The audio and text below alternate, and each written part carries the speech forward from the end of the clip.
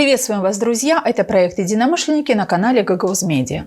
Здесь мы говорим о происходящем, дискутируем о главном, чтобы лучше понять самим и помочь вам формировать собственное отношение к происходящему.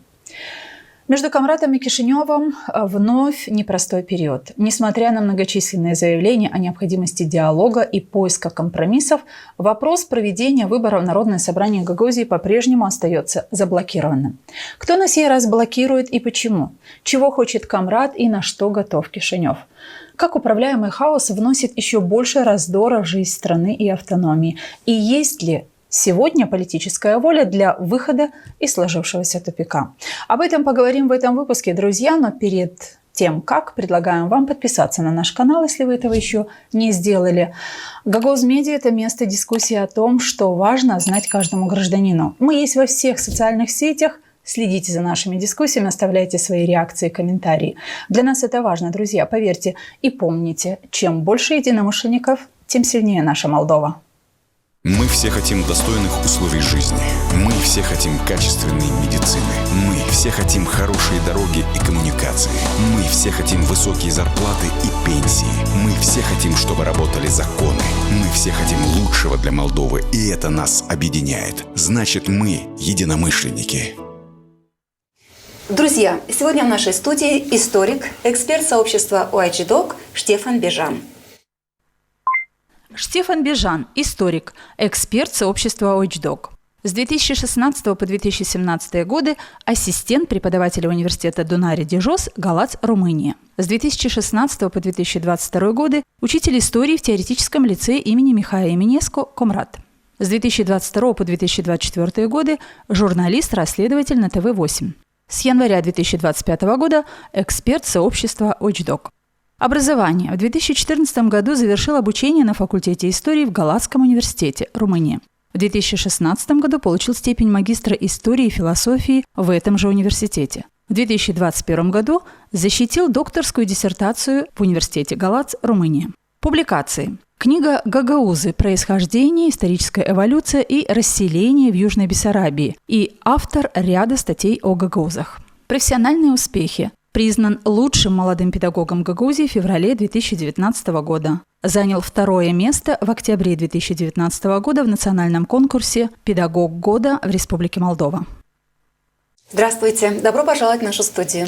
Здравствуйте. Спасибо большое за приглашение. Всегда рад вернуться в Гагаузию, в Авдарме и вообще встретиться с вами и дискутировать про то, что происходит сейчас в Гагаузии. Ну и мы признательны вам за то, что принимаете наше приглашение, потому что действительно, как мы и сказали в самом начале, мы тут дискутируем для того, чтобы самим больше понять. Приглашаем разных экспертов, и мы очень надеемся на то, что мы помогаем сообществу понимать, что происходит и как к этому относиться. У нас в руках вот эта самая книга. В прошлый раз мы вас очень просили, чтобы вы для нас ее привезли, и мы покажем эту книгу и нашим зрителям. Да, она на румынском языке. Это первая книга, и, насколько мы поняли, вы уже вторую книгу готовы издать. Да, сейчас готовится как раз вторая книга. Я надеюсь, что она будет и на русском языку. Думаю, что гагаузам нужно читать что-то и другое, да, что и как большинство гагаузов знает русский язык и не знает румынский. Думаю, что будет полезно переводить на русском языке, может быть, и на других языках. Есть интерес из Германии, например, и, может быть, дальше будет на английском, французском и других языках. Это означает, что люди не только из Молдовы интересует ситуация в Гагаузии, интересует история гагаузского народа. И эта книга, получается, одних из последних экземпляров, которые существуют. Я даже удивился, когда поставил на Фейсбуке, что вот у меня и последние 50 экземпляров. За пару часов всех забронировали, и даже люди были, которые стояли в очереди, типа, если кто-то будет отказываться, давайте, пожалуйста, давайте мне книгу. А это больше были гагаузы? Нет, с Гагаузии мало людей было, но это потому, что и раньше другие покупали книгу. Ну, были из Румынии, И большинство из Кишинева, даже люди, которые имели раньше какие-то большие должности в Кишиневе. Ну, интерес Кишинева – это понятно, потому что она на румынском. Я думаю, что если будет на русском, то в Гагаузии тоже интерес вырастет. Верно. Скажите, а ваша вторая книга, она посвящена современной ситуации в Гагаузии? Что она описывает? Ну, большинство, да. Моя цель объяснить людям, почему Гагаузия так привязана к России, даже иногда они ставят в первую очередь российскую культуру, чем их культуру. Например, у меня такая, даже не знаю, нашел, что в Камрате нету ни одной улицы Михаил Чакир, например. Даже в Чадрунге нету. А есть Котовский, есть Федько, есть другие, там, Третьяков, например. И это для меня такая находка интересная, потому что если мы думаем, что автономия была создана для культуры, для консервации культуры гагаузов, то это правильно было бы, чтобы центральная улица, например, называлась Михаил Чакир. Он был ведь апостолом гагаузов. А в Гагаузии только один лицей в Чадрлунге и колледж в Камрате, который посвящается Михаилу Чакира, и все. То же самое и Станасоглу, например, Гайдаржи. Со многими другими, видными личностями. Да, недавно мы встречались с супругой Николая Бабоглу, которая сказала о том, что имя Николая Бабогла не носит ни одно учебное заведение в автономии, ни одна улица на территории нашего региона, тогда как это человек, который издал более 30 учебных пособий, по которым обучались и продолжают обучаться дети, и автор огромного количества художественных произведений. Но мы тут поднимаем сейчас интересный пласт вопросов, которые действительно очень актуальны для жизни гагаузской автономии, если сконцентрироваться на том ключе, что автономия культурная, автономия этническая, как она должна развиваться и что надо учитывать. Но у меня один только вопрос, чтобы завершить с книгой. А почему вы пишете вообще о гагаузах? Почему вам, как историку, этот народ стал интересен? Ну, во-первых, потому что я родом из Садык, и, понятно, раньше, когда я был маленький, мои родители выращивали арбузы, и мы здесь продавали. Все покупки мы делали в Камрате, на больницу в Камрате ехали. И у меня есть родственники, которые живут в Гагаузии, есть 3 тети, которые вышли замуж за гагаузы.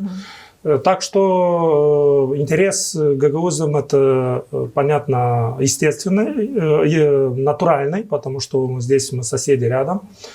Ну, во-втором, когда мне нужно было согласоваться по тему моей диссертации, понятно, тогда нужно было найти какую-то тему, которая неизведанная. Да, которая неизведанная, и чтобы меня приняли в диссертацию, потому что мне дали стипендии.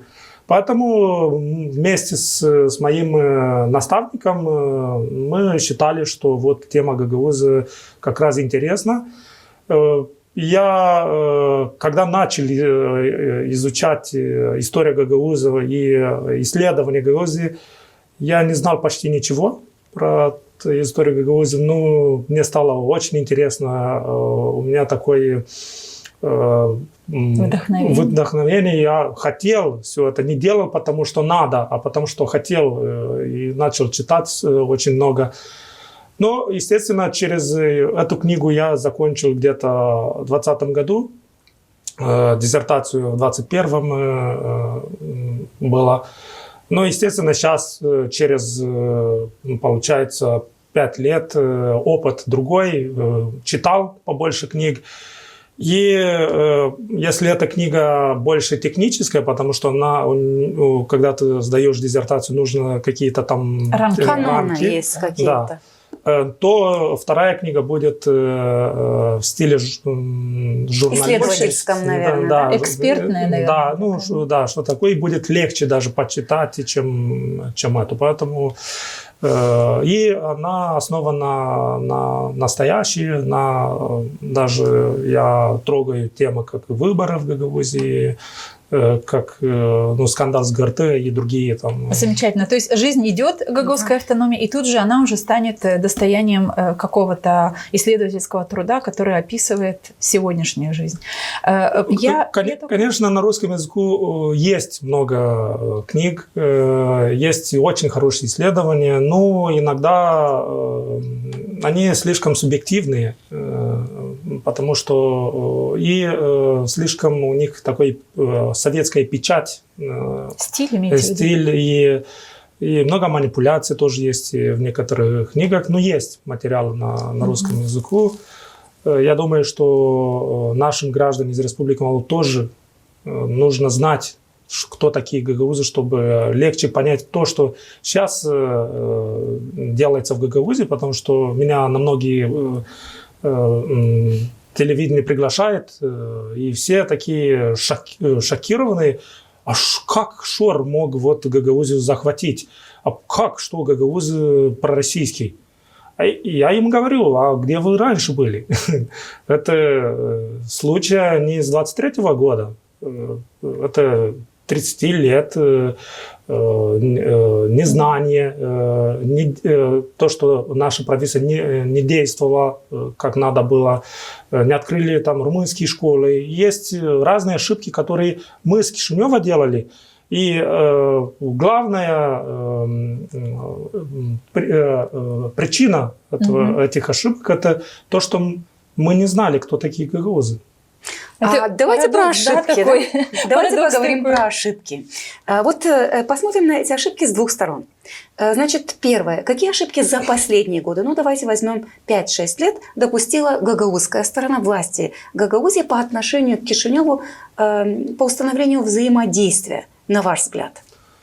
Я думаю, что с 23 года понятно, что то большинство, которое было в Народном собрании, и исполнительный комитет не искал диалог с Кишиневым, искали конфронтацию. Я думаю, что для всех это понятно, потому что если ты бы искал бы диалог с Кишиневым и хотел найти решение на те проблемы, которые здесь внутри, тогда, когда приехала Майя Санду в Гагаузе, ты бы делал какой-то список проблем и начал обсуждать эти проблемы. А что было тогда? Депутаты начали Майе Санду говорить, на каком языке она говорит. Начали ей какие-то там претензии, что типа, почему вы называете вашего языка румынского? Потому что он молдавский. Вы сначала выучите этот молдавский язык, а потом, как Ирина Влах раньше, увидите, что это румынский язык. Да? Когда Майя Санду или правительство Кишинева говорило, что гагаузам нужно изучить свой язык, гагаузский, что нужно развивать, некоторые гагаузские политики начали посольством плакать, что их заставят выучить гагаузский язык. Поэтому, когда Майя Санду была тоже в Вулканештяк, когда ставили камень на эту... ЛЭП имеете в виду? Электростанцию. Гагаузов взяли, заплатили, чтобы они протестовали в Кангазе. Разве это означает, что гагаузские политики связаны с Шором? Потому что не все гагаузские политики, но большинство сейчас, к сожалению, не хотели диалога. Вы хотите сказать, что эта конфронтация началась в 23-м году? До этого вы не видите? Нет, это было и раньше, конечно. Например, в последний год или 2 года правления Ирины Влах. Видно, что она тоже искала конфронтацию. Если нам посмотреть, как Ирина Влах действовала в 2019 году, например, или в 2019, я даже помню, когда... Еще была Демократическая партия, был Плохотнюк, если вы хотите сказать. Нет, уже после этого. После этого, когда было правительство Санду, она вместе с Майей Санду, я помню, я даже был тогда преподавателем в лицее, они вместе в нашем лицее приехали. Майя Санду была на инаугурации Ирины Влах. Будучи премьер-министром. И мы помним эту замечательную речь на инаугурации Ирины Влах в 2019 году. Мы были как депутаты на этой инаугурации, и мы помним, как некогда невиданное случилось. Многотысячная толпа, Майя Санду выступает, говорит о Гагаузии, о полномочиях, о языке и срывает аплодисменты.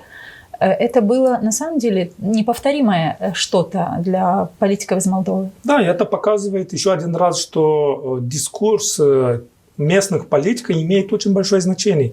Если завтра все политики из Гагаузии будут говорить, что будут направлены на то, чтобы иметь этот диалог с Кишиневым, и те проблемы, которые у гагаузов есть, были бы главной целью, то я думаю, что гагаузы не будут видеть в Кишинева какой-то враг.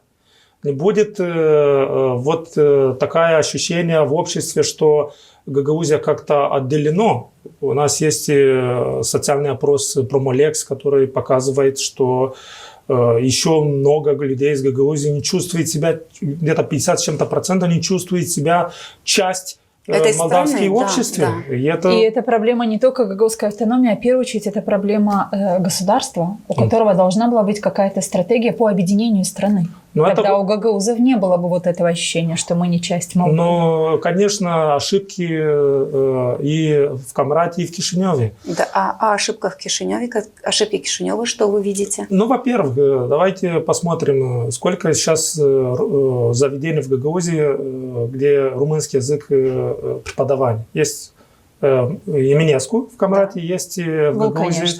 Лицей. Да, лицей. Еще есть какие-то классы в Чадарлунге. Да? В Чадарлунге, да. А садиков нету. Это одна из больших проблем.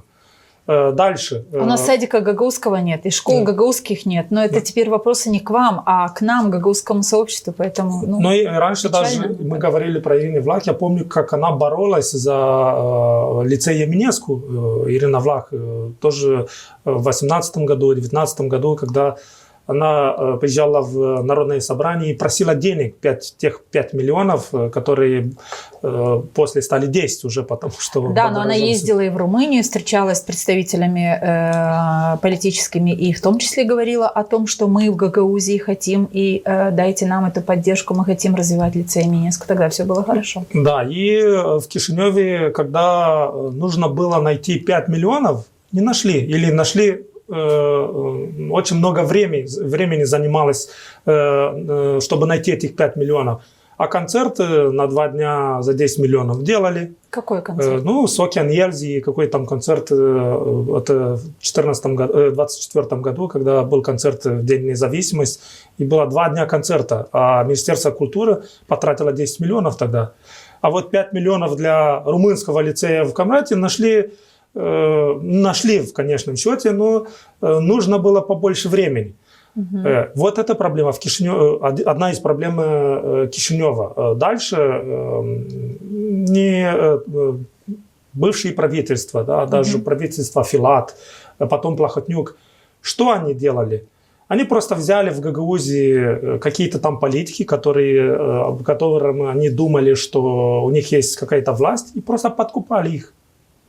Господина Дудоглу подкупал вместе с всей организацией Плахотнюк. Вместо того, чтобы иметь прямой диалог, честный диалог с политиками из Гагаузии и с народом Гагаузии. Они просто... Для них было легче подкупать политикам, и все. Еще бы знать, как этот подкуп происходил, что страна, у которой есть правоохранительные органы, никогда это не замечала, не реагировала. Вот когда вы говорите, господина Дудогла подкупали всей командой, как это происходило? То есть это ваши выводы на чем? Как это? Я не знаю, какие там преимущества или что Плахотнюк дал господину Дудоглу тогда. Но это было. Мы видели все, когда вся организация, и не Гагаузия, мне кажется, называлась, да. Новая Гагаузия, когда вся организация вместе с господином Дудоглу прямиком в партию Плахотнюка. А в 2019 году уже вышла из этой организации. И вместе с господином... Но Дудоглу сам вышел из ДП. Да, но вместе с господином Дудоглу и рейтинг проевропейских партий в Гагаузии снизился до 2%, мне кажется. А то, если посмотреть в 2014 году, здесь, мне кажется, где-то... в 2010 году здесь так называемые проевропейские партии взяли где-то 20% или даже больше. В 2010? Да, мне кажется, в 10 или в 10, мне кажется, да. А кто были тогда проевропейские партии? Ну, Демпартия взяла 10%, Демократическая партия 7%, мне кажется. Еще там Амине уже не было. Ну, я посчитал где-то так. Нужно уточнить, посмотреть. Смотрите, вы меня сейчас навели на такую мысль. То есть тогда, когда гагаузское сообщество не совсем знало или мало что знало о направленности той или иной партии, общество быстрее поддерживало проевропейскость каких-то партий, чем тогда, когда открыто было заявлено, что вот мы проевропейская партия, тогда меньше сторонников стало у проевропейцев в автономии или как? Я не думаю, что меньше проевропейцев, просто уже после 2014 года, после референдума и после вторжения России в Донбассе, уже Молдова стала какая-то лаборатория русской пропаганды. Естественно, что в Гагаузе здесь легче было внедрить вся эта пропаганда, говорить о том, что Евросоюз – это уже аморальная конструкция, что там только одни геи, лесбиянами, и идет деградация, то, что человечество, что если Республика Молдова будет часть Европейского Союза, то гагаузский народ будет исчезнуть. И вся эта манипуляция, там, Гагауз тоже как бы очень верующий народ, и была еще пропаганда про православие, по церковь, что будут закрывать церкви. И вся эта пропаганда поменяла. И это не один год длилось, это длилось на протяжении целого ряда лет. И это говорилось с российскими телеканалами, это говорили... На языке, понятном жителям этого региона. Да, это говорили гагаузские политики, это еще говорили политики из Кишинева, которые имеют здесь большой вес, например, как Игорь Додон. Да. И всегда им говорили это. А проевропейские партии всегда оставили Гагаузию напоследок. Я даже пару раз участвовал в каких-то дискуссиях про электоральных... Предпочтения? Не предпочтения, а... Тактики введения, да? И всегда говорят, давайте и на этот раз Гагаузию оставим там, давайте сосредоточимся на тех регионах, где у нас есть русскоязычный электорат, где есть люди, которые вот проевропейского настроя. Поэтому всегда оставили Гагаузию наконец. И получилось, что в конечном счете вот такая реальность. Ну, давайте тогда подытожим. То есть, по вашим словам, сейчас получается, что гагаузская автономия со своей пророссийскостью таковой была и оставалась только потому, что партии кишиневские, которые сюда приезжали, они здесь собирали урожай этого электората, на выборах имею в виду, да, все политические партии левого толка чаще всего здесь брали голоса, а руководство страны, которое уже давным-давно ориентировалось в том числе на европейскость, не реагировало на то, чем живет гагаузская автономия, и позволило властям гагаузской автономии делать в автономии то, что хочется, невзирая на то, что всякая власть, какую только я припоминаю гагаузской автономии, всегда говорили, мы живем в границах одной страны, мы живем по законам одной страны. То есть на словах это была жизнь в границах одной страны и в законодательном поле одной страны, но всегда Гагаузия обособлялась тогда, когда... И это было нормально. И жители автономии к 2023 как минимум году понимали, что у нас все свое. Я не знаю, все свое, да, у нас свой Башкан, у нас свое народное собрание Гагаузии, у нас все свое. Не только нам, мы живем сами, хотим, да. понимаете? Наш уже рядом тоже. Но наше рядом это господин Додон. И, кстати, никто господина Додона за это не критикует, потому что это на тот момент, когда он сказал он это в селе Копчак, мы помним, как это было, да, это было начало полномасштабной войны в Украине, и он это говорил очень уверенно, смело, и это было поддержано, понимаете? И его в Кишиневе, у него нету какой-то там хотя бы юстиции Республики Молдова, нужно было отреагировать на это. Но вот безответственность политиков и родила... Безответственность политиков, я почему говорю, давайте обобщим. Безответственность политиков создала такую историю, когда жители Гагаузской автономии поверили, со слов многих политиков, что у нас тут все по-своему, мы имеем право на все в Гагаузской автономии.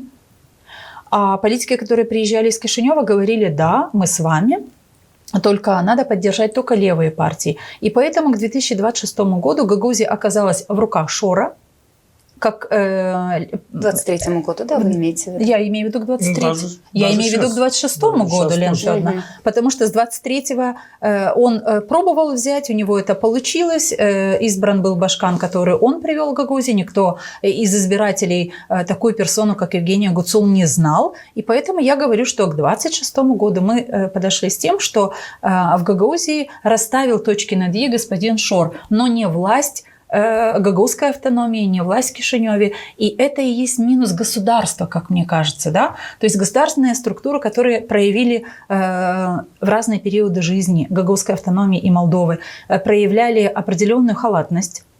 Кто-то проявлял определенную холодность к разным процессам, которые здесь происходили. Вот к 2026 году это была благодатная почва. Сейчас, давайте вот с точки, на которой мы сейчас находимся, 26 год, Гагаузия вот такая, какая она есть. В Гагаузии очень много хаоса, неразберихи. И с 2023 года по 2026 этот хаос никогда не завершался. И не было проблесков того, что можно ситуацию, как бы сказать, оздоровить, выровнять или оздоровить. Давайте поговорим вот сейчас. Что на повестке дня? У нас в гагаузской автономии нет выборов. Это просто уже надо, я не знаю, СОС кричать. Кто может помочь организовать выборы в гагаузской автономии? Вы знаете, даже была какая-то надежда, что все-таки эту ситуацию можно выровнять и выйти из этого кризиса, когда образовалась вот эта рабочая группа депутатов Народного собрания Гагаузии, депутатов парламента Республики Молдова и представителей Центральной избирательной комиссии Республики Молдова. И на вот этот вот документ, над которым они работали на протяжении почти месяца, но некоторым казалось, что это как раз-таки возможность выйти из этого тупика. Согласовать собственные действия с одной стороны. Да, очень интересно. Мне тоже в Кишиневе спрашивают, что дальше. Вот, да, что дальше? Хороший вопрос. Знаете, уже даже не хочется говорить, а почему это произошло? Потому что как будто уже на все эти вопросы ответы есть. Вот что дальше? Это главный вопрос таки, да. Ну, скорее всего, нам нужно будет ждать решения Конституционного суда. Вы имеете в виду по запросу Министерства юстиции? Если уже считать то, что на последнее заседание Народного собрания даже не было кворума, сколько там, 13 депутатов. Да, из 33. Да, они уже показывают, что даже не скрывает то, что не хотят урегулирования этого конфликта. Они просто, им уже просто нравится вот это состояние, этот статус-кво. И для них это не проблема, что нету действующего Башкана, действительно нету нормального Башкана, что у них сейчас опять нету председателя Народного собрания, что с Гагаузией даже Турция не хочет договориться или разговаривать. Даже вот я заметил, что вместо обсуждали, что делегация ЕС приехала в Гагаузию, а там 3 депутата Народного собрания, 9 человек со стороны представителей ЕС. Но это показывает, что дальше они не хотят вообще ни с кем договариваться. Может быть, они считают, что Гагаузия какой-то там пуп земли, и все должны услышать и делать так, как хочет господин Узун и господин Урманжи.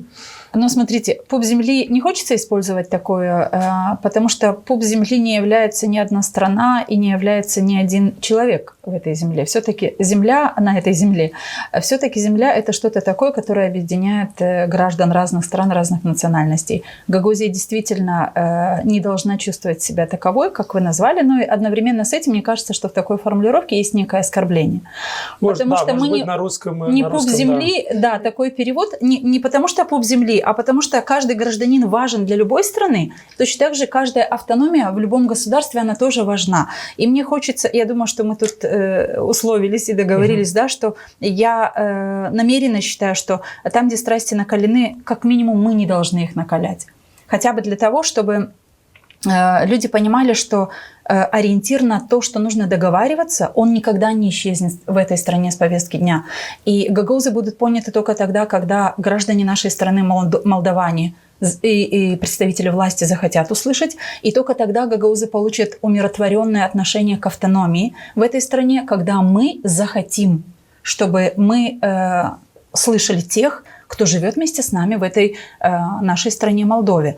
И мне кажется, что язык должен быть очень миротворный для того, чтобы и процессы пошли миротворно. Только поэтому сделала это, высказала свою точку зрения, господин Штефан. Что хотел сказать, что люди должны понять, что сейчас все хотят помочь Гагаузии.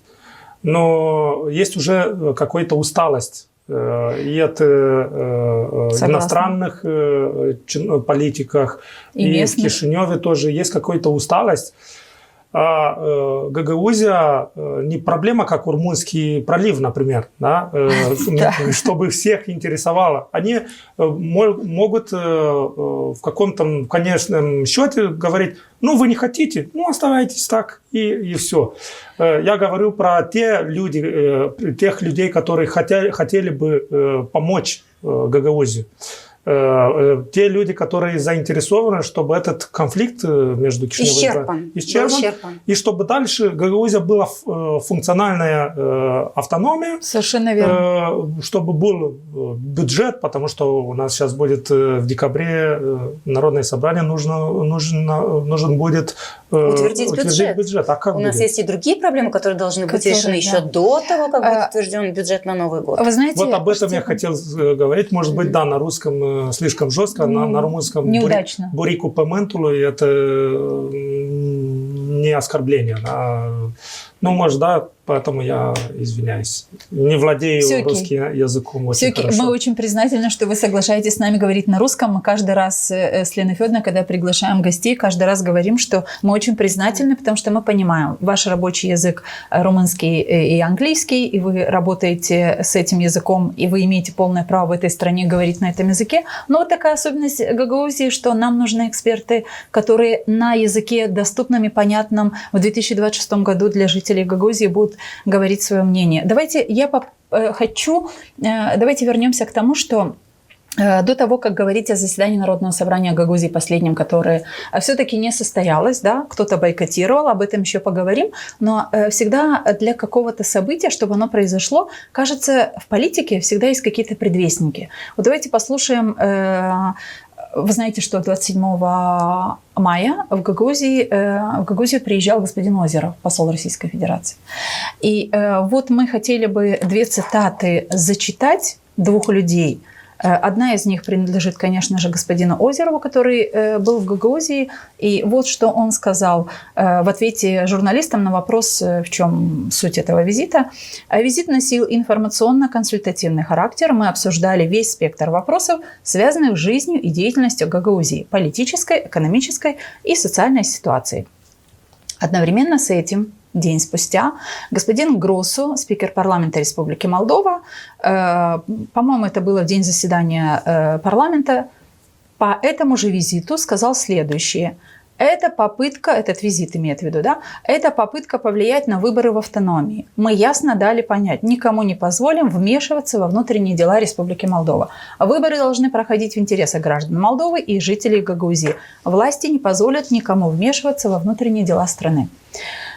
И одно и другое заявление, то есть, повторюсь, да, одно было сделано здесь в Гагаузии, другое в Кишиневе, и через несколько дней состоялось то самое заседание Народного собрания Гагаузии. Скажите, есть какая-то связь, на ваш взгляд, приезд Озерова в Гагаузию и вот такое поведение депутатов, когда они не пришли на заседание Народного собрания для того, чтобы обсудить тот самый, наконец-то, как подчеркнула Лена Федоровна, компромиссный документ, который родился при работе рабочей группы с обеих сторон, с обеих парламентов? Я думаю, что, конечно, есть и связи. К сожалению, многие или некоторые гагаузские депутаты делают то, что говорят им из Москвы, даже нету какие-то вопросы, там, почему мы так делаем, или почему это хорошо для гагаузского народа. Я думаю, что стратегия вот такая, потому что я не понимаю, вроде бы согласовались 100% на этот документ. Все Что вам сейчас мешает? Даже были уступки со стороны Кишинева. Ну, Кишинев показывал, что вот мы хотим договориться. Были какие-то там уступки, были и уступки со стороны Камрата. Как раз хотела Да, сказать. какая-то золотая середина нашлась.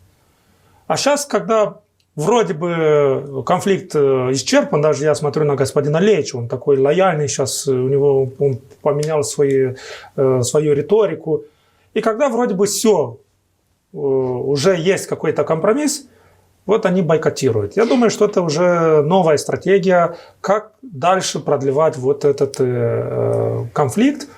И, ну, конечно, Россия заинтересована, чтобы между Камратом и Кишиневым не был честный диалог, не было, чтобы была постоянная конфронтация, потому что Республика Молдова должна в июне, мне кажется, уже начать переговоры, открывать вот этот кластер. А потом... По евроинтеграции. Да, потом, в конечном счете, когда будут закрывать эти кластеры, там будут, что вы делали, что вы не делали. И Гагаузия может быть такое... Тормозить этот процесс, потому что здесь не получилось договориться, не получилось решить проблему, которая существует. Да, или, может быть, заставить Кишинев, например, делать какие-то решения на лимиту демократии, а потом уже... минус поставить. Да, минус поставить, подчеркнуть, что вот Молдова не готова.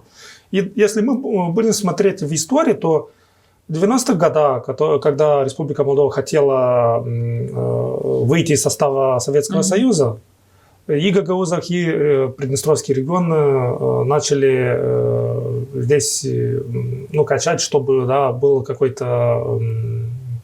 какая-то конфронтация. Ну, понятно, в Кишиневе тоже были виноваты те, как раз хотела сказать, но... те, которые отправились там на юг. Волонтеры, националисты. Потом мы видели, что некоторые из тех румынских националистов были агенты КГБ. И, может быть, это делают специально? Специально делают, чтобы был какой-то конфликт.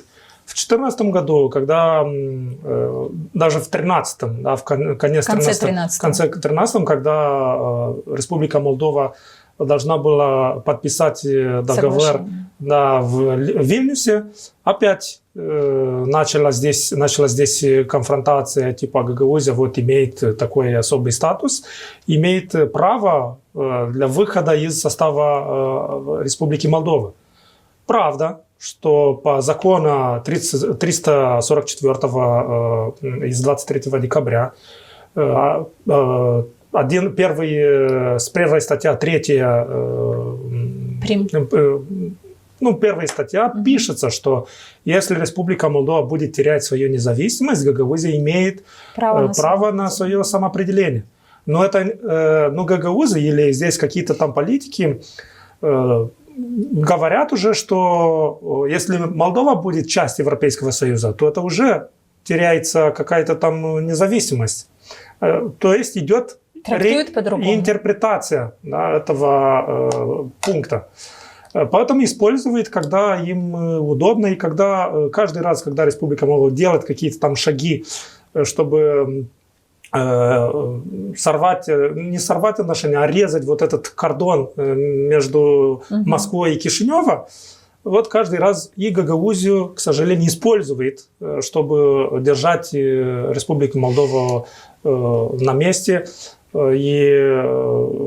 Потому что мы хотим хорошие отношения с Россией. Мне нравится, я был в России 2 раза. У меня есть родственник в России, мне нравится русская культура. Я тоже был создан как часть того, что я сейчас. Это тоже влияние русской культуры, русской комедии, русских ток-шоу.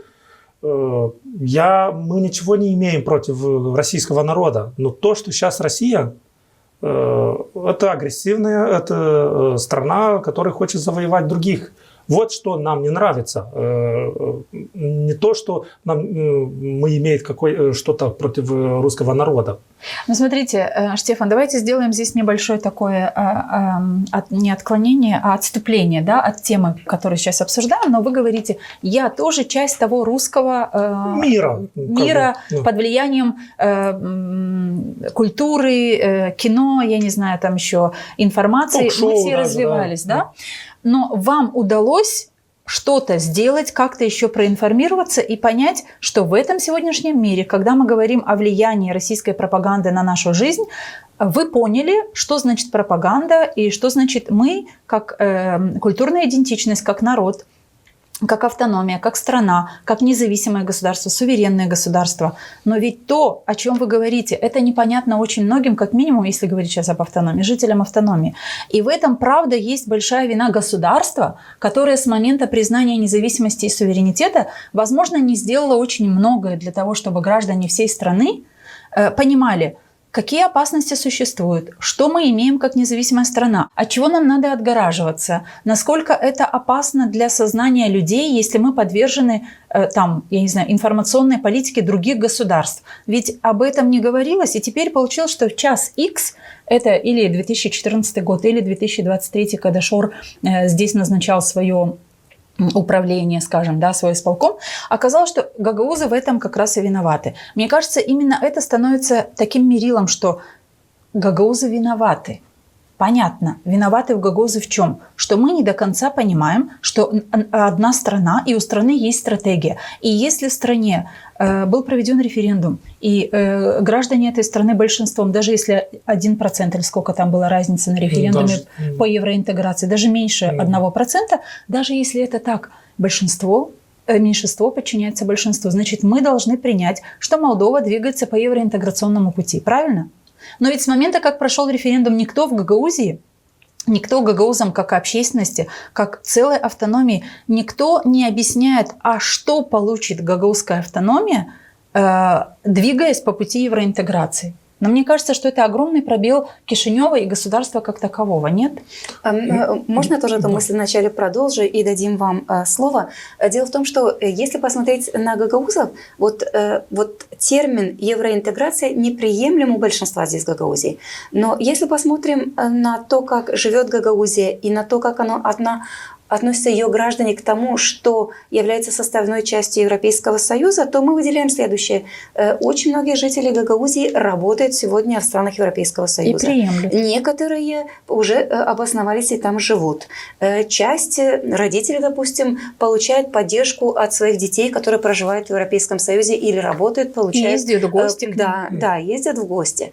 С другой стороны, если мы говорим о том, каким бы хотели видеть свое жилье, говорят о евроремонте.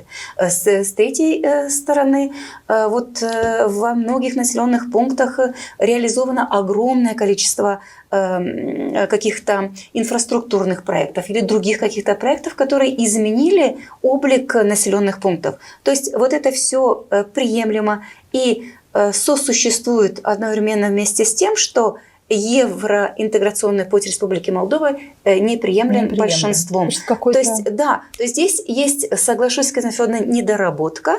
После референдума тему «А что даст Европейский Союз Гагаузии?» вообще никто об этом не говорит и не продвигает. И это становится очередной страшилкой, понимаете, на фоне всех тех вызовов, которые уже есть в гагаузском сообществе. И один из вызовов – это как раз вот это неприятие Кишинева в данном конкретном случае, когда речь идет о том, чтобы провести выборы в Народное собрание Гагаузии. Понятное дело, что не Кишинев придумал эти заморочки, внесение изменений в законы, это сделало Народное собрание Гагаузии и наши депутаты.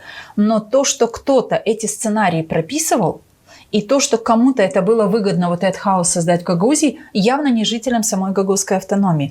Но я говорю о том, что лидеры, в частности, шоровское большинство, которое в Народном собрании Гагаузии было с 2023 года, кто-то принимал решение о закрытии ЦИК. Не о закрытии, правильно, чтобы я использовала слово. Приостановили деятельность постоянно действующей ЦИК. Да. То есть у нас нет своего ЦИК, но мы хотим выборы. То есть это же все делалось намеренно, и Кишинев это тоже не замечал. Давайте сейчас поговорим о том, что вот в этой точке, в которой мы находимся, выборы надо проводить, выборы не проводятся. Закон говорит о том, что у депутатов есть срок действия мандата, и он равняется 4 годам, а уже скоро будет 5 лет, Да. как они занимают эти мандаты. И вот эта соломинка, да, для утопающего, которая, казалось бы, была, вот этот вот компромиссный вариант постановления, который был, и вы говорите, Лечо поменял свою риторику.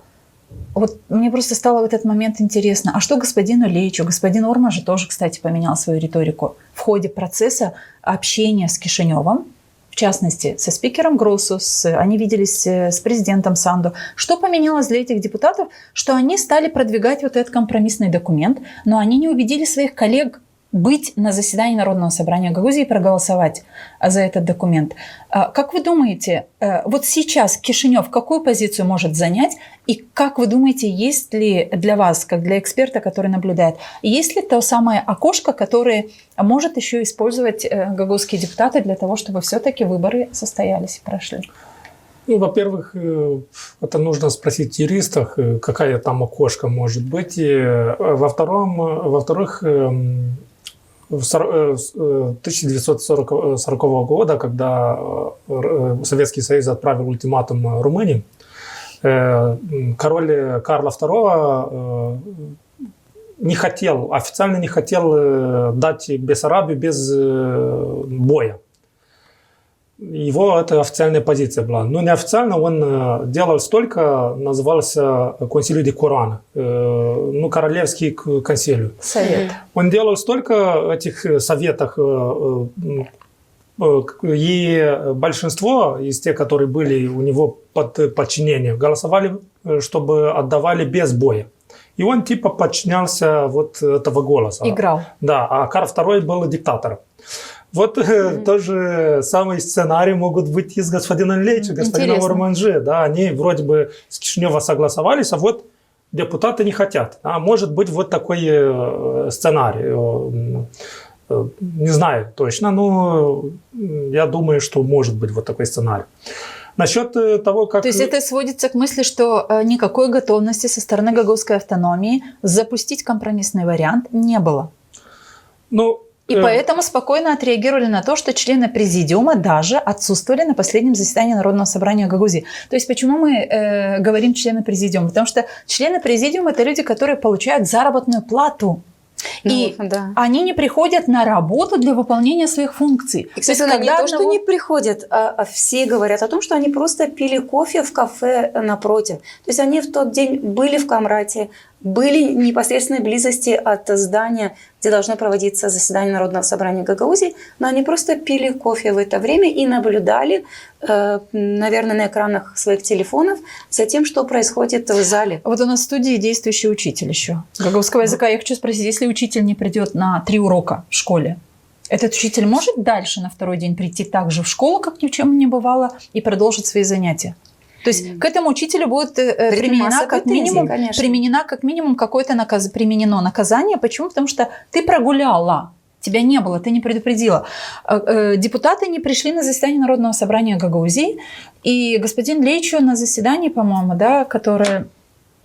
Он выступал после того, как закончилось. Да. Но коллеги, возможно, потому не пришли, сказал господин Лечо. И тут мы просим вашего мнения, хочется услышать. Господин Лечо сказал, я понимаю, почему коллеги не пришли на заседание, потому что некоторые из них сказали, что наряду с выборами в Народное собрание Гагаузии нам после решения 28 числа по Евгению Гуцул, нам, наверное, нужно организовать и выборы Башкана, а это уже как-то надо дополнительно думать. У нас даже есть это видео. А давайте мы посмотрим, потому что, мне кажется, это очень важно об этом проговорить. Разве это есть оправдание того, почему депутаты не были на заседании Народного собрания Гагаузии, либо это бойкот прогнозируемый и спланированный? Давайте посмотрим.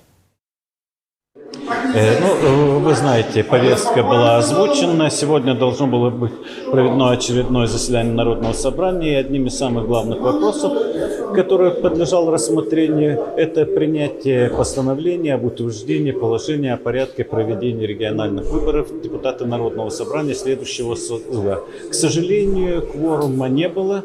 И абсолютное большинство депутатов по каким-то причинам непонятно не прибыло на заседание. Предполагаем, что это носили политический характер, эти мотивы.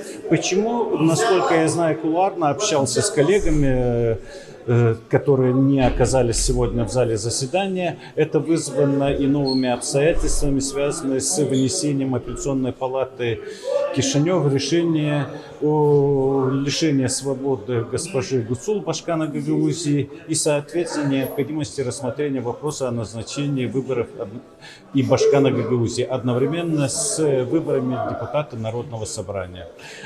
Почему говорю об этом более определенно? Поскольку положение регулирует вопросы, оно носит, во-первых, временный характер, одноразовый и касается только региональных выборов депутата Народного собрания. Вопросы, связанные с организацией выборов Башкана, этим положением не затрагиваются, тогда как Центральная избирательная комиссия, или ЦИС, как называют в Кишиневе, этот орган будет уполномочен проводить выборы и Башкана. Сообразно вот этим обстоятельствам, полагаю, что наша часть депутатов и не явилась на сегодняшнее заседание. На ваш взгляд, это очень убедительный мотив не прийти, потому что, возможно, там стали бы обсуждать еще один вопрос, который не касался непосредственно постановления. Я был тоже, меня тоже выбирали в местных органах власти. Я знаю, как это работает. Там ты можешь либо добавить какой-то вопрос, либо снять его с повестки дня. Так что это вообще, не знаю, такое банальное объяснение, что почему они не встретились. Потому что они могли бы прийти и сказать, как раз прийти на заседание. Могли бы прийти на это заседание и голосовать только за вот этот закон, и все. И говорить, например, что вот у нас еще новая какая-то ситуация, потому что есть решение апелляционного суда, и мы на следующий, например, будем об этом встретиться через день или через 3 дня, как там получается в законе. То есть понимаете, что здесь смущает? Что господин Лейчу, который был в той самой рабочей группе, который представляет это постановление, потому что он знает, что там написано, да, вот этот согласительный документ, скажем, да, он же присутствует на заседании, где нет депутатов и нет кворума, и не могут провести. А это архиважно было это заседание, потому что все люди ждут какого-то компромиссного решения и выборов в Народное собрание.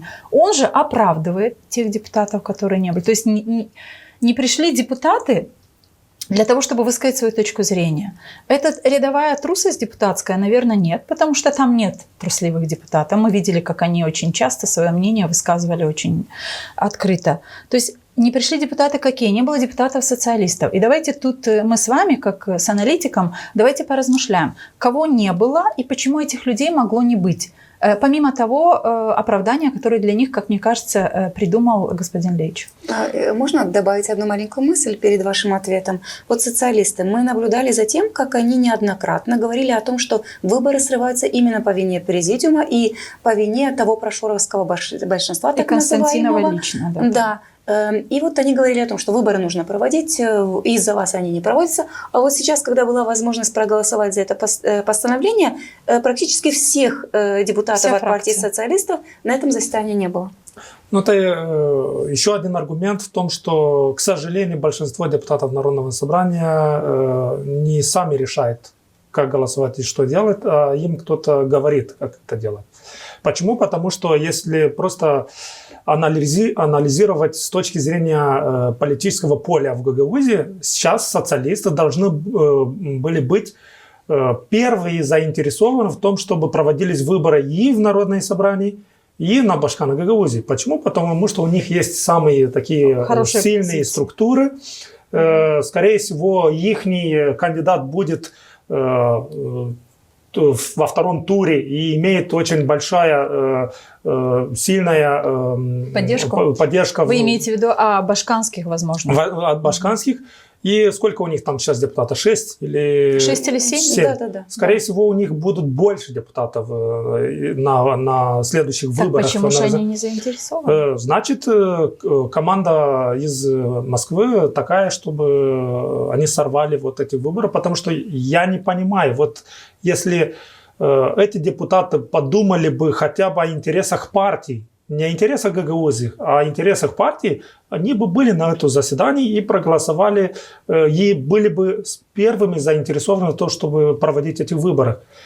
А они это не делают, значит, им кто-то говорил, чтобы так делать. У меня другое объяснение нету, почему они так делают. Я когда чуть-чуть политику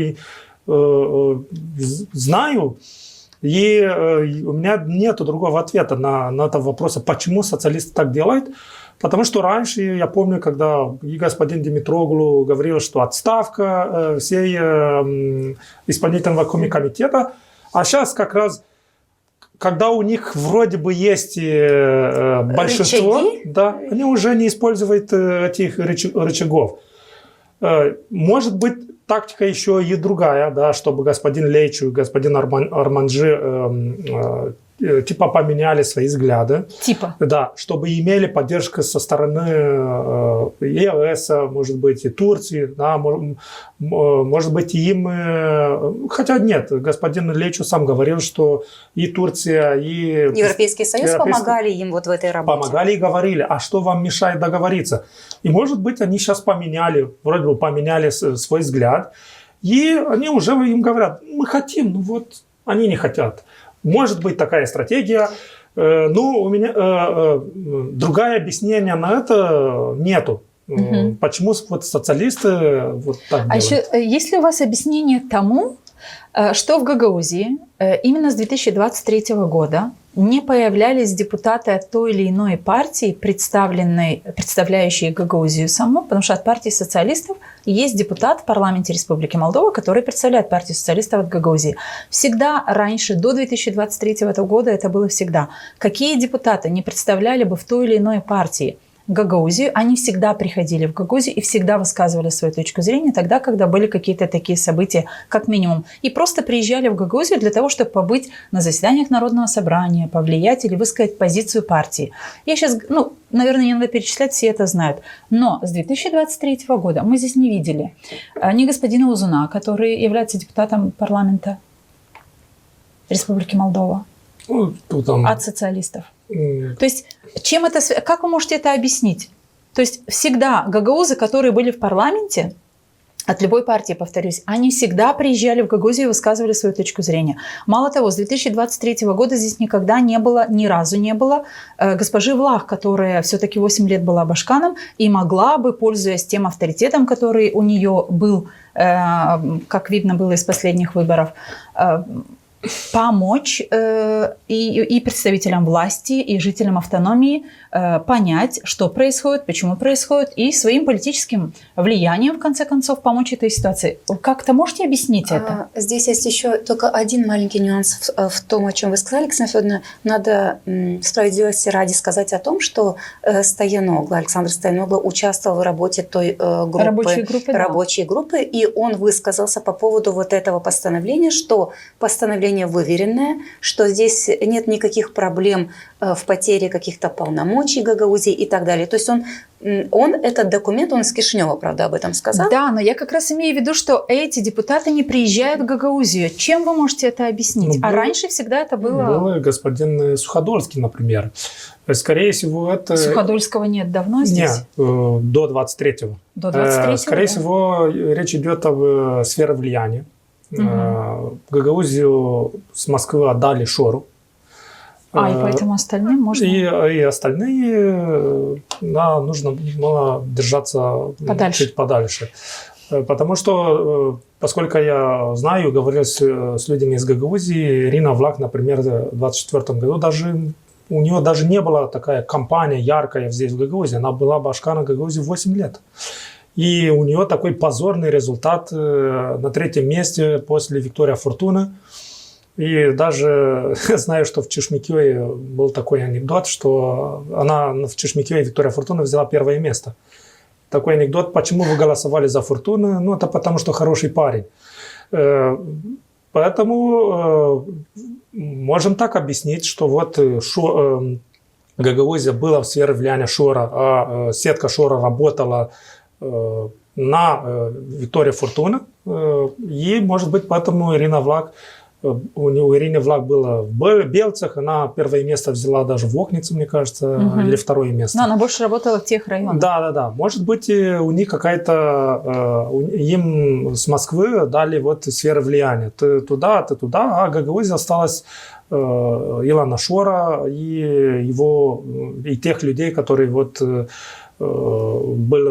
были в его команде. Господин Влах, господин Узун, даже господин Петров, господин Константинов. Да. Может быть, вот такое объяснение. Что здесь работают эти ребята, извините, Да. переведем это Да. на тот язык, на котором по обыкновению, наверное, раздают эти указания. Здесь работают вот эти ребята, а вы, ребята, сидите в Кишиневе, не лезьте, хоть вы там из Гагаузии имеете какие-то... Как и господин, например, господин Стоянов. Да, он выиграл здесь в первом туре 40 с чем-то процентов. Президентские выборы. Да. А во втором там 90 с чем-то. Да? Да. А блок альтернативы в парламентских выборах только 13%. Да. Но это разные выборы. Ну, разные выборы, но все равно разница очень большая. Да, давайте вернемся к тому, что вы здесь работаете, а вы тут работаете. То есть мне понравилась эта ваша идея. Такой мог быть замысел какого-то сценария, задуманного для Гагаузии, да, что здесь будут доминировать мнения только тех людей, которых Шор определил, назначил на какие-то роли, либо согласовал, да, их работу на каких-то функциях. Но мы видим, что из тех людей, которые получили согласие и работу на Шора, скажем, да, то их уже здесь нет. Нет Петрова, и ничего не слышно, где господин Петров. Гагаузская общественность не знала, каким образом он ушел с должности. То есть, когда он уволился. То есть, ничего об этом. Он уволился, не уволился. Задним числом. Он находится в отпуске. Уволили. Он, может быть, находится в каком-то отпуске за свой счет длинным и долгом. Мы тоже не знаем. То есть, полная закрытость этого шоровского исполкома во главе сейчас с Ильей Узун. Но по персонам, да, здесь нет Суходольского, вы называли, здесь нет Петрова. Сюда уже не приезжает больше Боля, который раньше, просим не путать с Болей, который действует. Василий Боль. Мы речь ведем о Василии Боле, да. Здесь нет еще каких персон. Сюда уже не приезжает Фортуна, кстати. А был период, когда она сюда очень часто приезжала. Это даже очень интересный момент, и об этом Даже стоит поговорить, мне кажется. давайте поговорим, почему. Говорилось, что она баллотируется на Башкана. А у нас есть небольшой, маленький видеофрагмент. Вот она в Гагаузии. Кстати, это да, уже это после президентских выборов. Вот она приехала. И она проводила какой-то круглый стол. Да, она проводила какой-то круглый стол. И вот за этим круглым столом посмотрите внимательно. Тут же ведь присутствуют не только представители, господин Степанюк рядом. То есть понятно, что это за партия. Это и партия Фортуны. Деятели. И здесь госпожа Фортуна говорила о том, как она болеет за Гагаузию, как она любит гагаузов. И в этот момент нам всем показалось, что это очередная, я делала «Свободный взгляд», авторскую свою передачу, что это очередной шаг в сценарном мастерстве господина Шора в Гагаузии.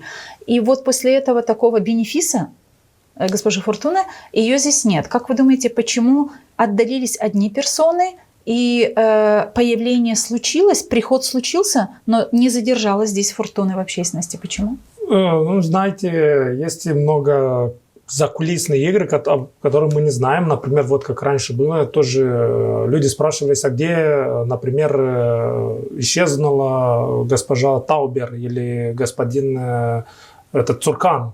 Был этот председатель района Сархей. А потом мы узнали, что их поймали, как они украли много денег. И их чуть-чуть отстранили от сетки Шора, потому что они украли там миллионы леях. Шоровских денег. Да, шоровские. Ну, не шоровские, а российские деньги, да, которые через Шора. Поэтому мы не знаем, как строят игры, потому что госпожа Фортуна, если мы посмотрим на ее публичные выступления, она выступает за то, чтобы вернуть Буджак, Да. украинский Буджак. С этой точки зрения, понятный интерес к Гагаузии, потому что Буджак является тоже частью бывшего юга Бессарабии. Да? Там очень много гагаузских сел, не очень много, но есть около 30 тысяч гагаузов. И болгар есть. Есть такие сведения, что вот в 2014 году, например, гагаузам обещали, что они будут создавать какая-то республика Буджак в юге Бессарабии, будут вместе с Гагаузией и Таракли будут Но еще... об этом даже кто-то говорил в Гагаузии среди тех лидеров, которые тогда были в Гагаузии. Да, это проект был еще со времени 18 года. 1918 года первый раз говорилось о республике Буджак, потом в 50-х годах и даже в 90-х годах тоже об этом говорилось. Все циклично, как видно. Да. Поэтому, может быть, вот это и роль госпожи Фортуны. Она говорит про Молдова Марии. А почему ее не видно в Гагаузии? Не знаю, может быть, планы другие, может быть, что-то... Не время ей еще тут может быть, отстранили ее, не является уже такая важная фигура в этой структуре, потому что там тоже меняется. Но из всех важных фигур в гагаузской автономии остался один Илья Узун. Важных, в кавычках я бы взяла, это мое личное. Не важный. Если не будут ему дать право баллотироваться в русские киселе, скорее всего, он депутатом не будет. А кто может дать или не дать ему это право? Не, я так говорю. Скорее всего, ему не могут запретить баллотироваться в русские кисели.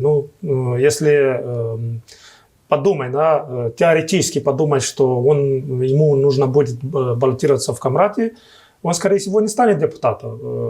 Такой рейтинг у него. Не стал бы, наверное. Да. Как и господин Константинов, например, то же самое. Если бы не баллотировался в Ферапонтьевке, скорее всего, не был бы депутатом. И я помню 2016 года, когда в первом туре он не стал депутатом в результате. Был очень огромный разрыв, а во втором туре за кандидата Драгоя голосовали меньше, чем в первом туре.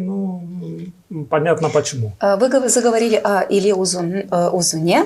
Но да, он один, как вы говорите, но рядышком с ним есть определенные силы, которые поддерживают его риторику или продвигают его риторику. Допустим, платформа 111, которая появилась недавно, действует в Гагаузии. У нас есть фоторяд одного из заседаний этой платформы. На ваш взгляд, что это за организация, какие цели она продвигает и что она может дать Гагаузии? Или не дать, а забрать? Естественно, все готовятся сейчас к выборам, потому что они будут. Раньше или позже будут эти выборы. Поэтому строятся разные проекты, разные политические проекты. Например, я видел на фотографии господина Влаха.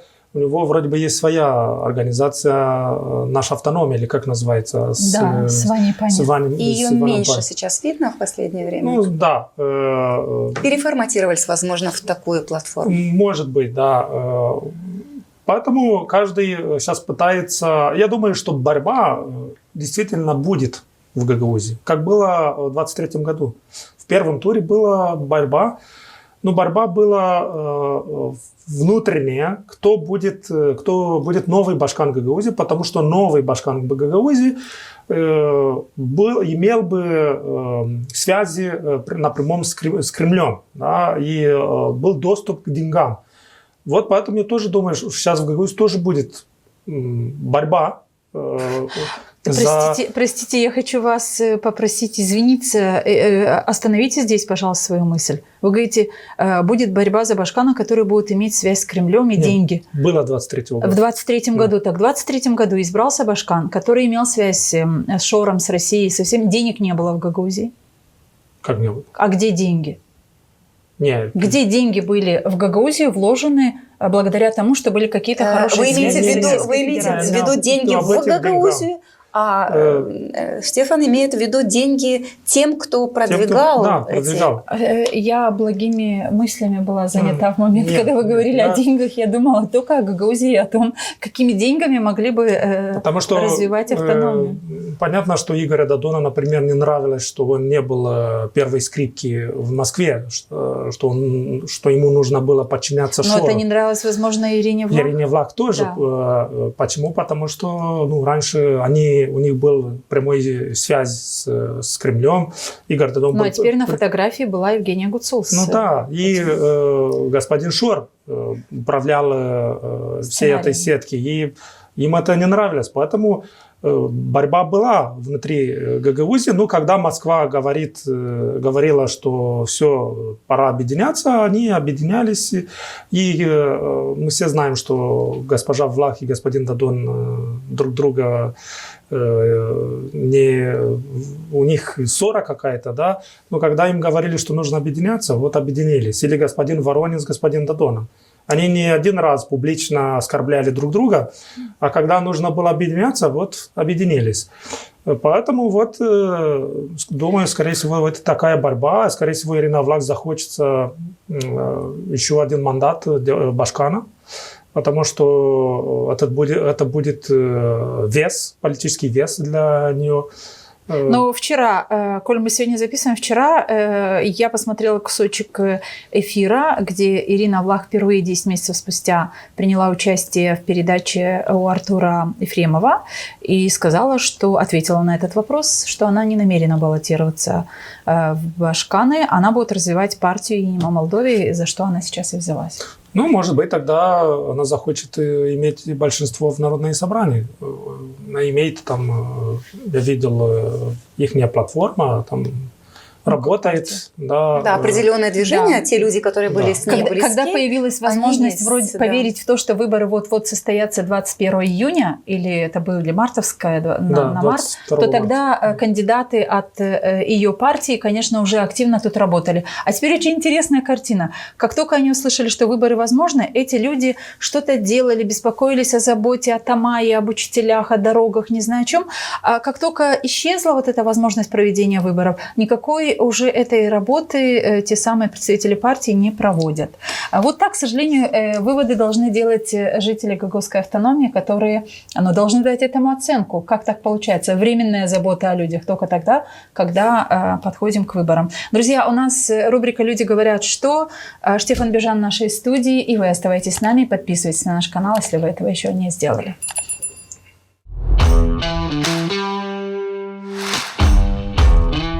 Люди говорят, что...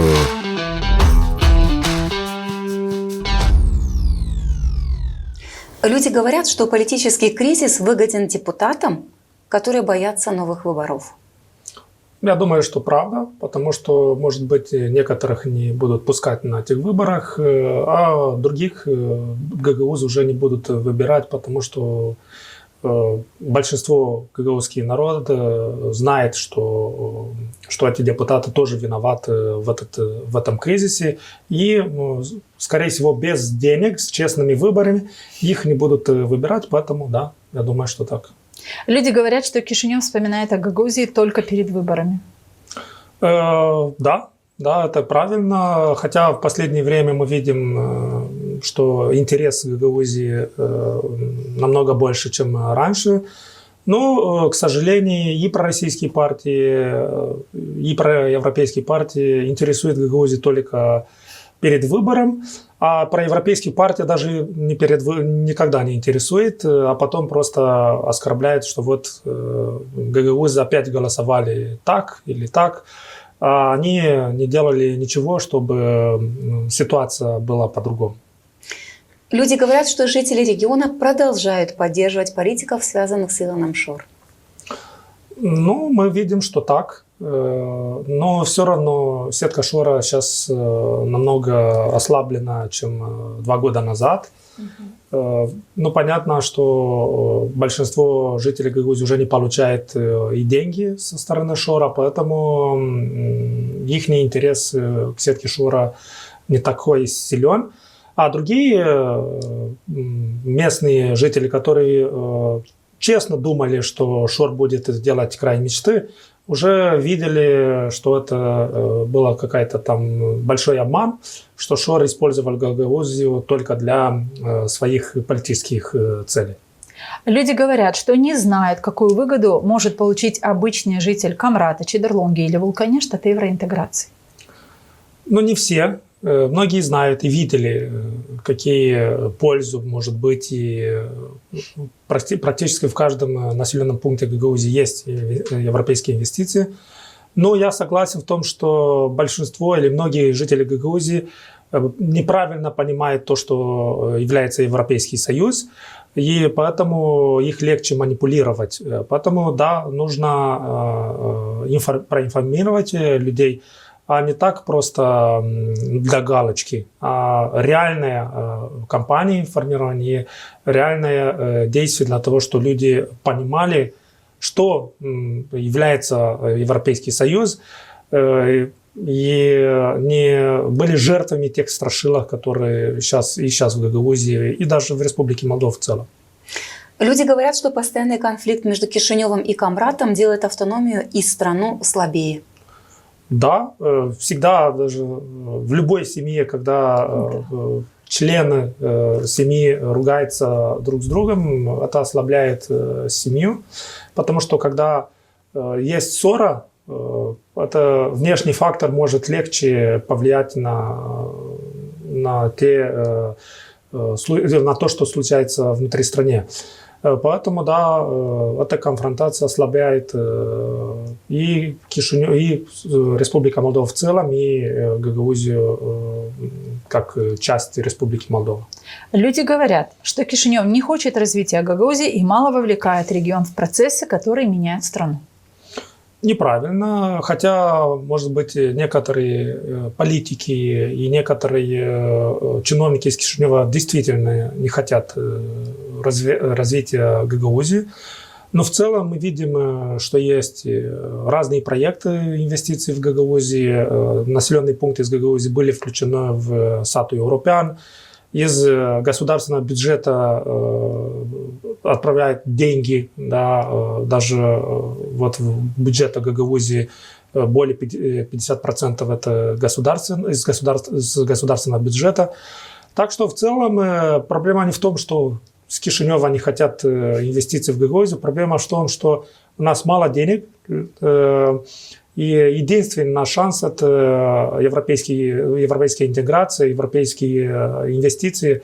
А так мы одним ничего не будем делать.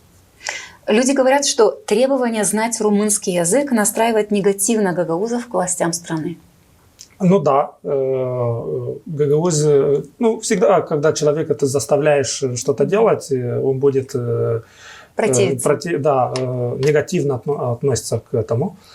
Но гагаузы должны понять, что румынский язык, знание румынского языка будет только лучше для них, потому что это поможет им интегрироваться в молдавское общество, и у них будет возможности иметь какие-то там госдолжности или разные должности с большими зарплатами, и будут намного открываться побольше возможностей, чем есть сейчас. Это как знание любого языка. Когда ты знаешь любой язык, для тебя это открывается больше возможностей.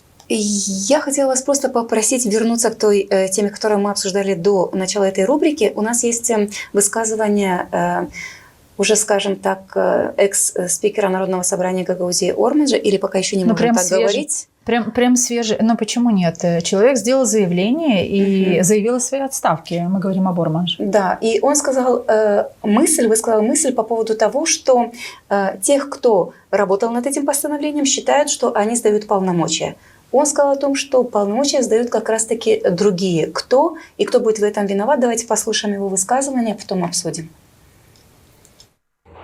Спасение наших полномочий было в этом постановлении, но не так, как говорят некоторые неправительственные организации, некоторые патриоты, что мы сдаем какие-то полномочия. Нет, наоборот, мы сохраняем. Но если будет какое-то решение Конституционного суда и внесут изменения в парламенте избирательный кодекс Республики Молдова, вот я сейчас говорю свое мнение, что нас ждет. Выборы и полномочия Народного собрания в плане организации и проведения региональных выборов у нас не будет. Выборы проведут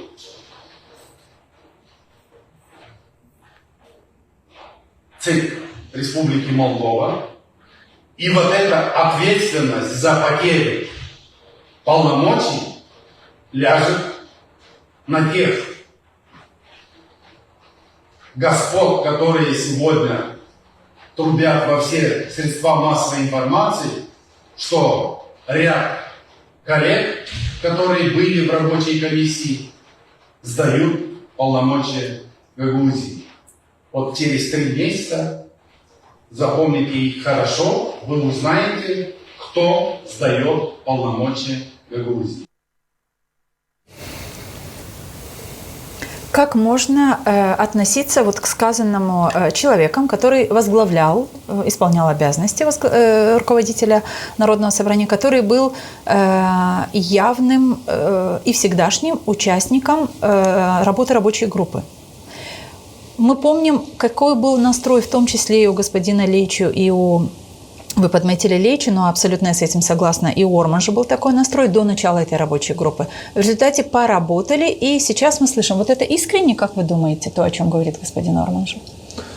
Вы знаете, раньше были несколько моментов, когда вроде бы в Кишиневе они говорили одно, в Грузии другое. Я понимаю, о чем говорит господин Орманж, что у них сейчас хороший компромисс. Да, вот найден хороший компромисс Кишинева.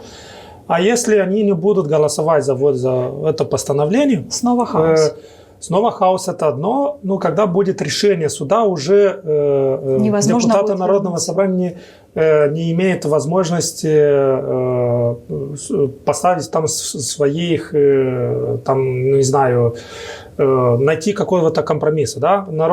Конституционного суда будет, например, говорить, что ЦИК из Кишинева организует выборы, и все, Народное собрание не сможет вмешаться. Об этом говорит, скорее всего, господин Орманж. Действительно так ли это или нет? Это, скорее всего, должны говорить юристы, потому что я читал обращение Министерства юстиции, но мы должны еще понять, что вот этот закон Гагаузии, он не всегда согласован с национальным... Вы говорите о кодексе о выборах? И о кодексе законе об особом праве. Да. И поэтому и не только об этом.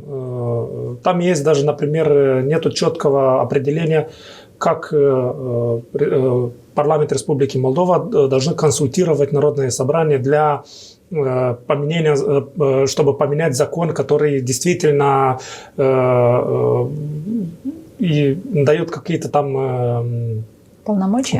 Нет, поменять закон, который связан с Гагаузией. Например, как было с ТВА. Да? Конституционный суд говорил, что мы не имеем вообще связи с финансовых проблемах, просто вы поменяли закон, связаны с Гагаузией. Не согласовали это с Гагаузией. Да, с ним. Поэтому этот закон, я думаю, что его нужно поменять. Но для этого опять нужен консенсус. Консенсус и работа. Да. Но посмотрим, что будет. Вы верите в то, что выборы могут каким-то чудом сейчас? Вы понимаете, смотрите, меня, как жителя автономии, как гражданина этой страны, беспокоит один вопрос.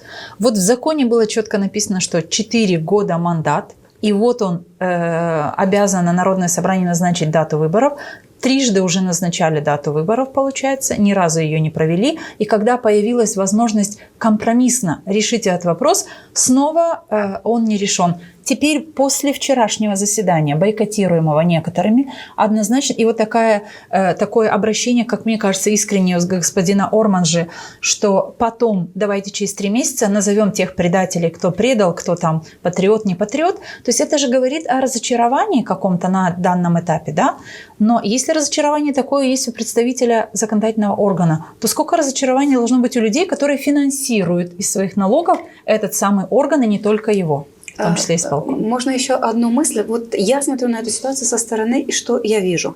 Народное собрание Гагаузии сделало все для того, то есть, вернее, ничего не сделало для того, чтобы выборы прошли тогда, когда они должны были быть проведены. Они упустили все сроки и возможности, потому что не имели права уже законодательной инициативы для того, чтобы внести эти коррективы. Кишинев подал руку и сказал: давайте мы вам поможем выбраться из этого тупика, потому что самостоятельно... И стране. Да, но в первую очередь провести эти выборы внутри, в Гагаузии. И эта возможность, этот консенсус был найден. Вот это постановление, которое можно было вчера принять. Сегодня мы оказываемся опять в ситуации, что выборы практически невозможно провести, потому что если не принимаем это постановление, Народное собрание Гагаузии само организовать эти выборы и не сможет. Да, поскольку... Совет гражданам. Как оценивать ситуацию? Я думаю, что, к сожалению, те выборы, когда будут проводить, конфликт не будет исчерпан. Не будет исчерпан? Нет.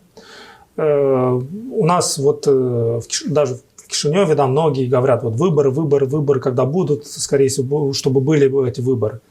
Но это не решение большого проблемы, да, интегрирование Гагаузии в молдавское общество. Однозначно. Да, это шаг, который нам нужно делать. Да.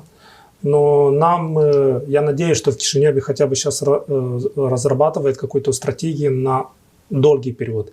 Что будем делать дальше? Потому что есть очень большая возможность, что ШОР опять возьмет большинство. Что новый депутат, новый Башкан Гагаузии опять будет в каком-то образе решать не проблемы Гагаузам, а проблемы в другой стране. Поэтому нам нужна будет стратегия поработать с населением Гагаузии, чтобы гагаузы сами на долгое время подумали, а этот депутат, например, этот Башкан, его интересует интересы гагаузов, проблемы гагаузов или другие интересы, или собственные интересы, например, чтобы сами гагаузы смогли после 4 года, например, дать ему голос недоверия и выбрать другого, чтобы сама гагаузское общество смогла делать то, что мы вот сейчас в Кишиневе делаем. Да? Мы можем сейчас в Кишиневе поменять те партии, которые мы видим, что их не интересует интересы, проблемы гражданина Молдовы. И у нас есть сейчас сила в Кишиневе, как вы имеете в виду гражданского общества? Да, есть сила поменять на выборах, да, мы проевропейское общество, но если эта партия, мы видим, что она не защищает наших интересов, мы можем выбрать другую партию, например. В Гагаузии пока нету вот этой возможности, есть такой транзитный период, и поэтому мы должны подумать стратегия на долгое время, на 10 лет хотя бы, что нам нужно делать дальше, потому что эти выборы, скорее всего, не будут решать что-то в стратегическом плане, имеете в виду. Будут просто решать этот тупик юридический, а на долгое время проблемы опять будут существовать, и, может быть, новый конфликт, может быть, опять через 4 года или через 5 лет опять какая-то там юридическая нюанс. И родит такой хаос. Да. Поэтому... То есть вы видите стратегию объединения страны, именно граждан страны более важно на данном этапе, чем решение проблемы выборов, потому как это не единственная проблема, не самая главная, не самая важная. Я знаю, что в Кишиневе сейчас у правительства есть много людей, которые заинтересованы, чтобы Гагаузия стала частью Республики Молдова. К сожалению... Она и есть часть Республики Молдова? Ну, общество стало частью... Общество да. Но, к сожалению, не всегда знает, что делать. Правительство. Да, правительство. Те люди, которые хотят, они заинтересованы в том, чтобы Гагаузия не была проблем для страны, чтобы решать проблемы гагаузов, чтобы автономия была функциональная. Но, к сожалению, не всегда знают, как это делать. К сожалению, иногда в Гагаузии нет достаточно союзников, с которыми разрабатывать стратегии. Это тоже проблема. Потому что Кишинев не может в одностороннем порядке какие-то вещи предлагать. Что-то говорить гагаузам делать так. Навязать. И так. Да, это сразу воспринимается как сверху вниз спускаются какие-то внутреннее вмешательство, это сразу как ущемление автономии или полномочий. Поэтому сами гагаузы внутри должны менять то, что есть. Но да, Кишинев должен в этом помочь, должен делать то, чтобы были правила, общие правила для всех, когда даже идет политическая борьба, чтобы у всех было то же самые правила, чтобы не были разные возможности, на те же возможности быть, например, депутатом Народного собрания и, может быть, Башкана Гагаузии, почему бы и нет. Спасибо вам, Штефан, за то, что вы в нашей студии. Спасибо за то, что, как бы вам сложно ни было, вы соглашаетесь с нами говорить на русском языке. Поверьте, мы это очень ценим.